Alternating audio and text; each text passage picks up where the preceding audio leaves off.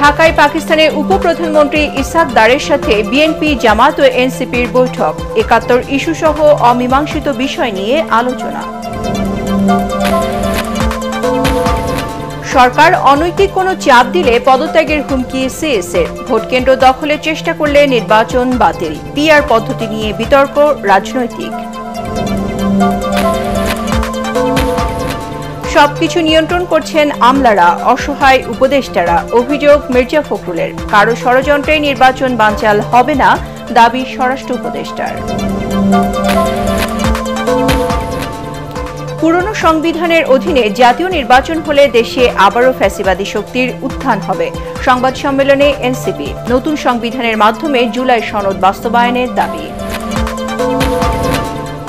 ডাকসু নির্বাচনে ছাত্র সংগঠনগুলোর আচরণ এখন পর্যন্ত আশাব্যঞ্জক, বললেন বিশ্ববিদ্যালয়ের উপাচার্য।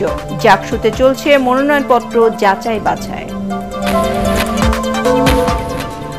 এবং ডক্টর ইউনূসের কারণেই মার্কিন শুল্ক ইস্যুতে বিশেষ ছাড় পেয়েছে বাংলাদেশ, দাবি প্রেস সচিবের। বিশ্ব বাণিজ্যে প্রতিযোগিতায় টিকে থাকার আশাবাদ।